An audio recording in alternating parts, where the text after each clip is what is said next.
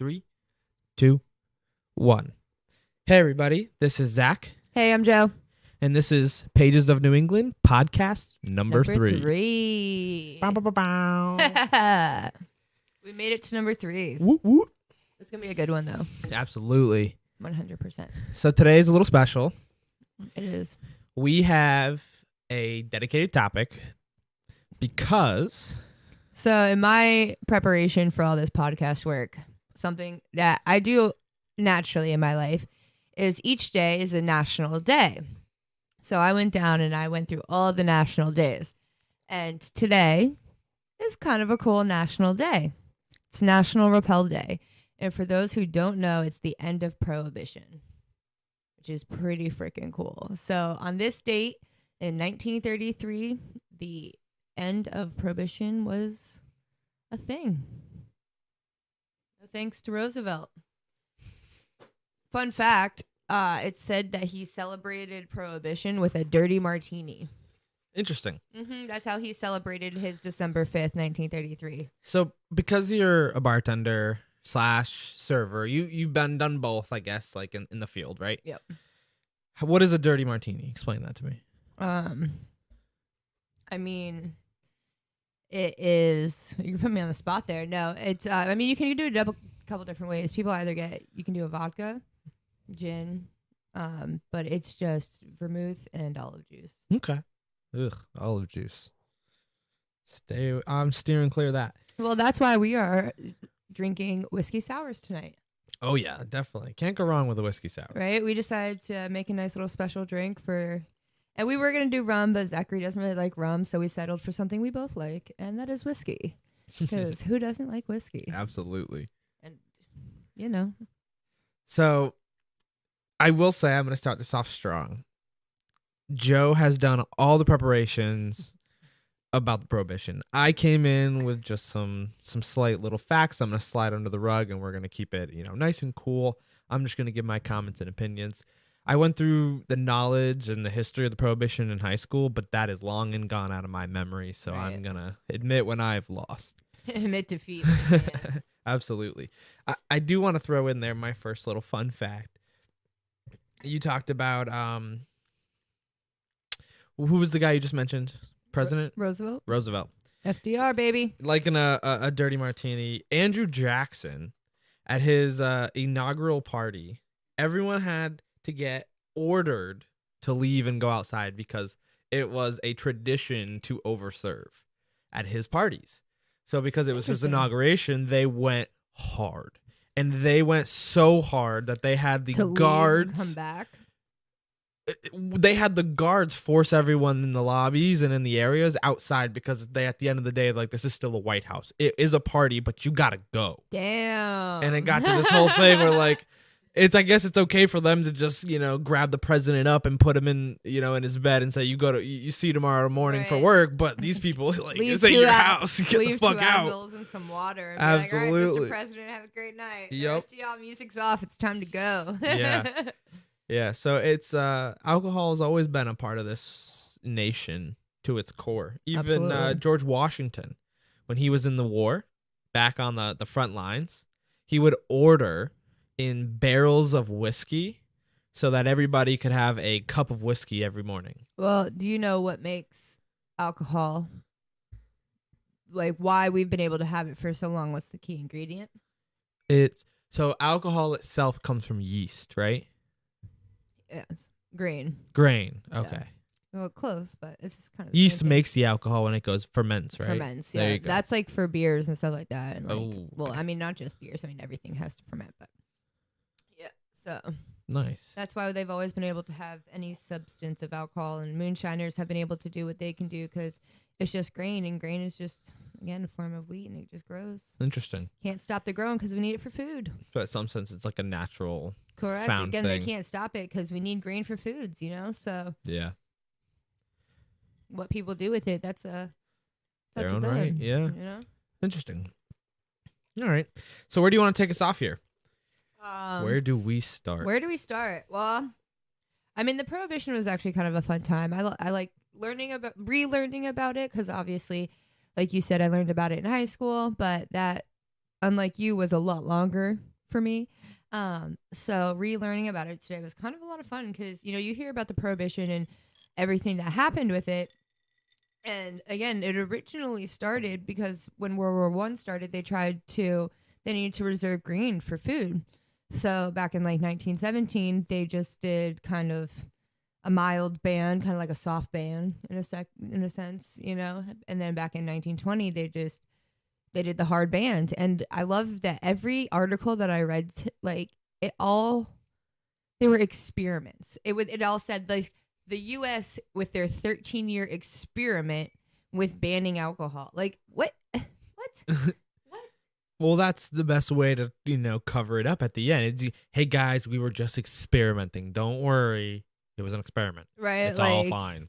Don't worry, guys. The last 13 years of rising in crime, like so many things, just like it's crazy. One of the other cool things that I learned is that, so did you know back when alcohol was originally banned, obviously, naturally, the local and federal law enforcement, it was hard to keep it in track.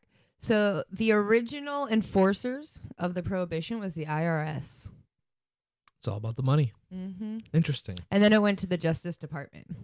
But the original enforcers for the Prohibition era was the IRS. Interesting. Which is, I find, even more like comical because at the end of the day, they're the one taxing and getting the money. Like it's coming back full circle. Correct. Right? It's very interesting. You say 1912, 1917? 1917, where the Volstead Act was originally created right after World War I started. So before that war started, there was a group called the Anti-Saloon League. And it was actually one guy.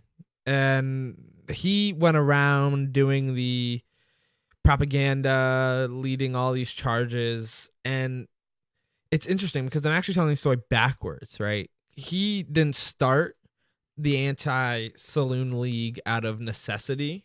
Yeah.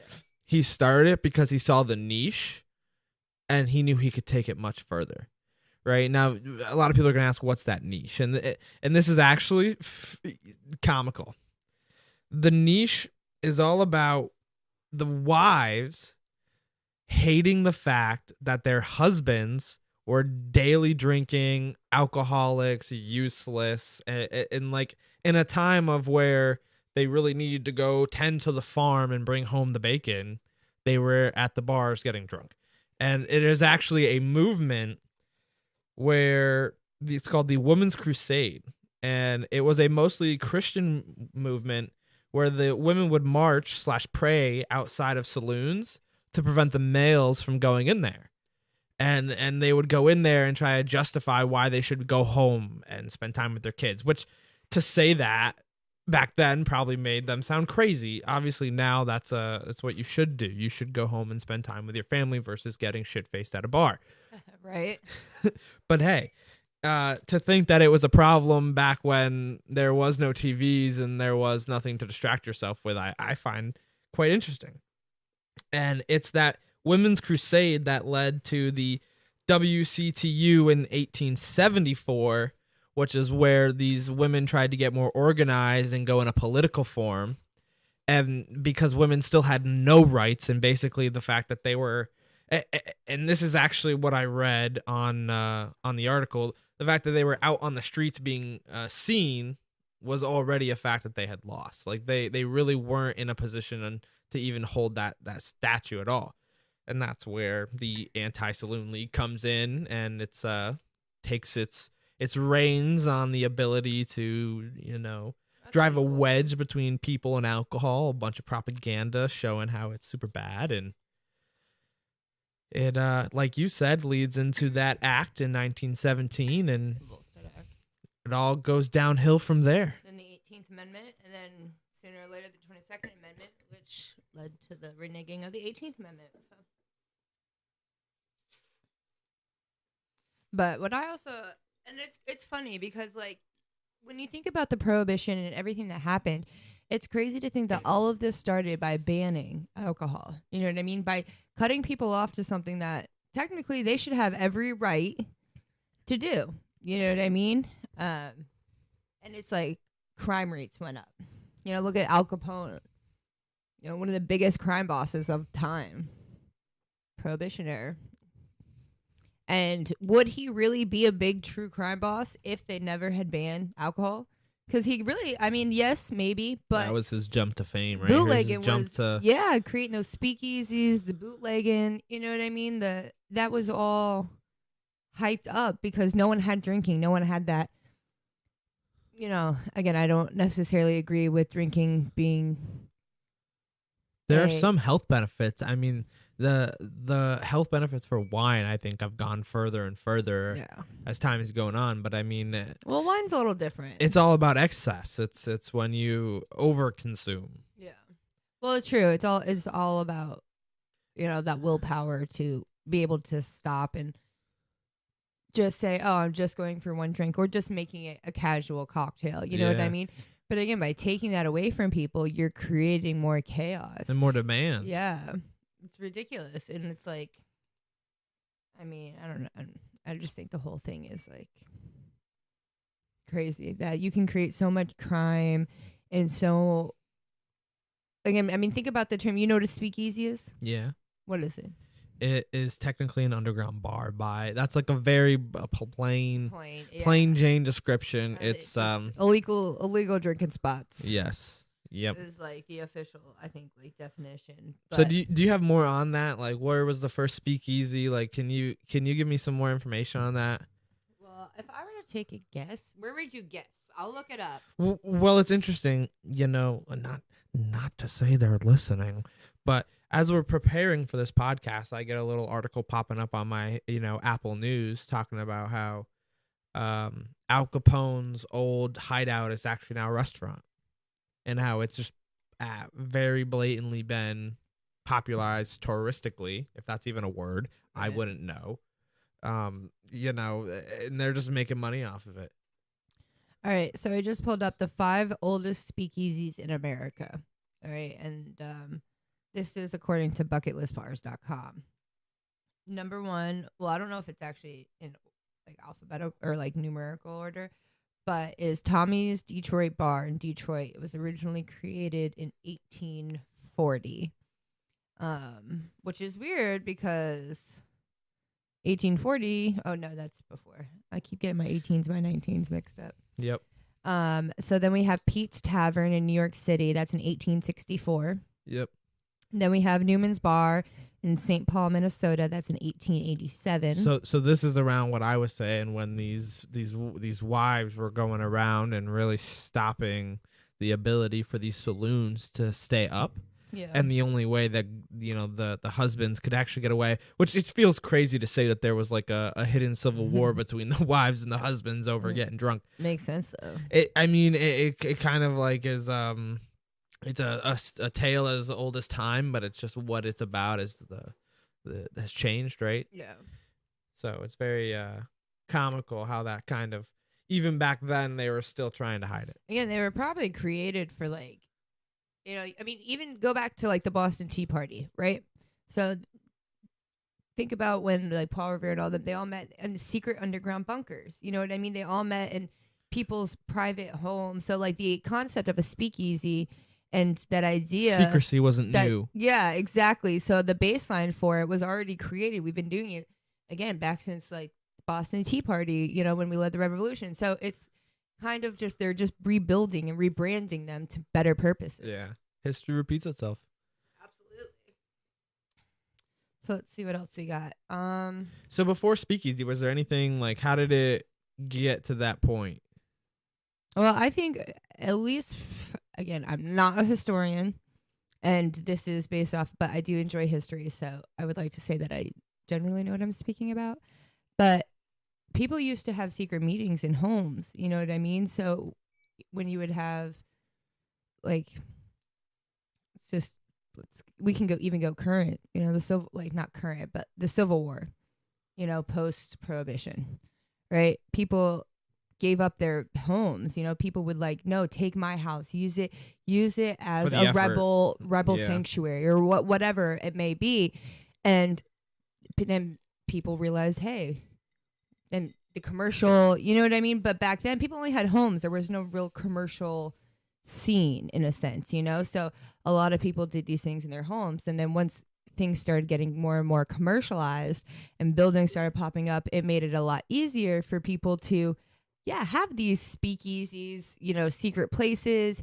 Again, even nowadays, you go to like any city and you can find, well, to know a couple people, who knows a couple people, but you can find secret clubs and back rooms, and you know what I mean? It's always staircases going underground. correct. Into what's the password? Correct. It's always been there. It's just about, you know, the world evolving and just using that evolution to continue that form of secrecy and that form of privacy and exclusivity. Yeah. So, I mean, like you said earlier, once they created that demand, nope. it was no holding back. Nope. Every secret door and fake wall you could imagine. Fake floorboards. Right. Again, I mean, you can, Anne Frank. She hid in the attic.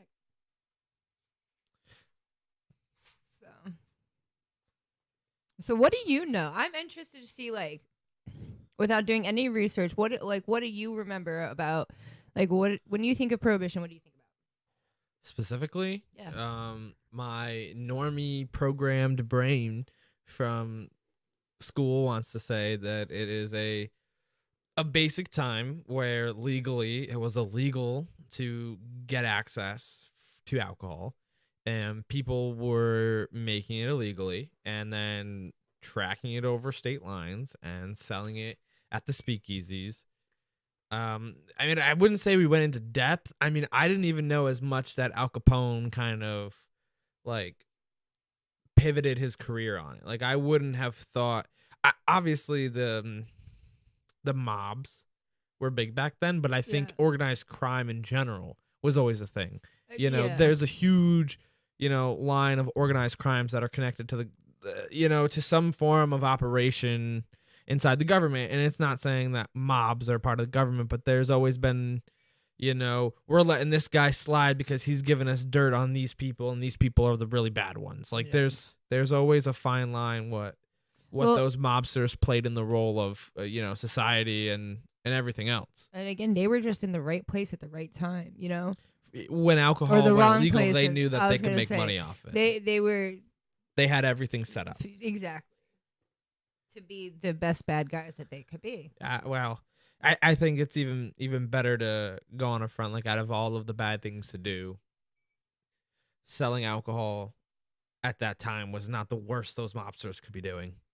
Like, they could have easily been, Tommy gunning people in the streets without any second thought, and yet they're just bootlegging liquor. Well, because again, they did that too. Let's not forget about that. I was gonna say, but at the end of the day, it's all about the money. Yeah.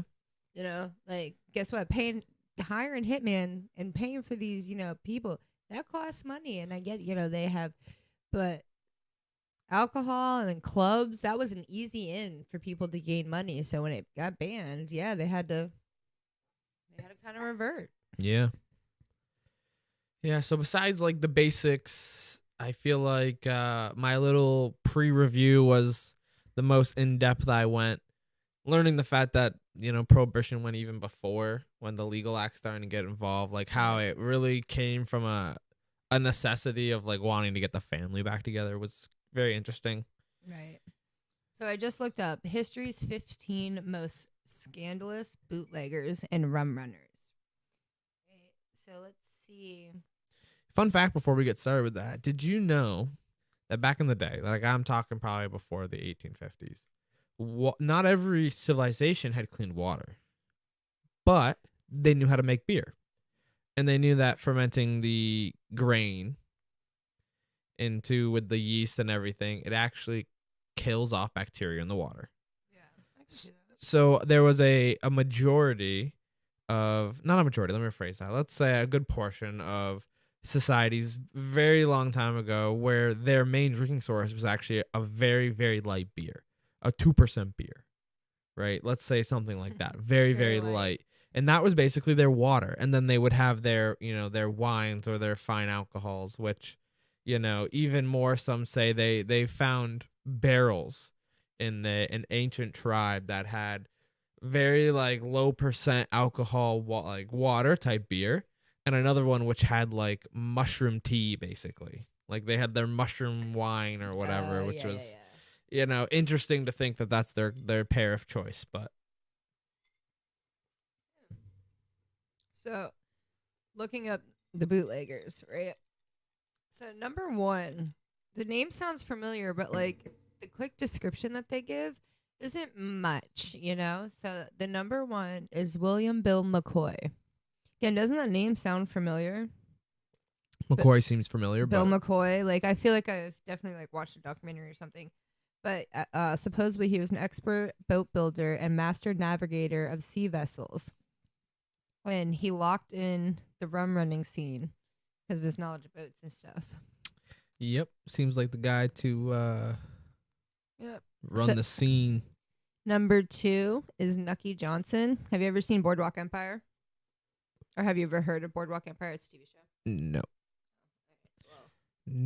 Does not seem like my type of entertainment. Yeah, I mean, I've dabbled, but that's what that one's about. Number three is somebody named Lee Petty. Number four is somebody named George Remius. So, okay, you got to give me more. Hold on, I'm just trying to You can't see. just go down the list here. You got to give me more. Those were like the top three. Like, these are just Johns to me. I need to know what these Johns be doing. And it's funny because... Why are they at the top of the list? Well, and it's funny because that's what I was just going... Al Capone is number 14. That's bullshit. I know Al Capone more. What did these guys do? They better have been murking people cold blood. Like, I need to know why they're the most top of the top. Let's look up Bill McCoy. Like, I need you to come... Hit me with some facts, okay? Well, again, it was weird because he's number one, but they gave very little information, so... I think that's the ploy. I was going to say, I don't know if that's like a good or a bad thing. They're like, hey, don't look over here. This guy's really, really bad. So, let's see. All right. So, let's see. He was in pursuing the trade of smuggling alcohol from the Bahamas to the eastern seaboard. So, he was literally just a captain, but... Because, again, these are just bootleggers. You know what I mean? But he was born in Syracuse, New York. So he's top of the top because of maybe a quantity. Quantity, yeah, that's what I'm gonna go with. So he's the quantity guy. Doesn't really say, it just says during Prohibition, the McCoy brothers fell on hard times.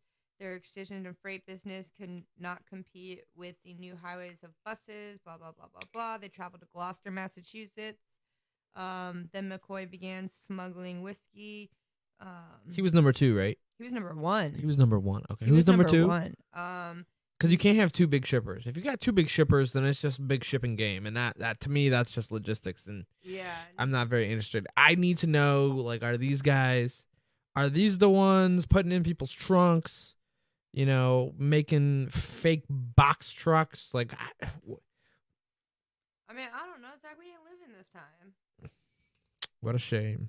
I'd be a good drug runner. I mean, alcohol runner. Let me rephrase. I mean, alcohol. Okay. You could run anything. No, I don't know what you're talking about. I plead the fifth on anything. All right. So, Anuchel Johnson, he was number 2. So let's see. It looks like he was more of a mobster. Again, there's a whole show on HBO about him. So clearly he was big enough mobster. Maybe we'll have to watch the show. Prohibition round 2. All right. He was the Prohibition era kingpin of the Atlanta City political machine who personally and professionally benefited from Prohibition. He was tall, over 6 feet tall. That's surprising back then. Yeah. Height doesn't normally come from back then. Right. He was famous for wearing a red carnation in the buttonhole of his impeccable suits. All right. Let's see. Impeccable. Let's see if we can get into some down and dirty. Let's see what he did.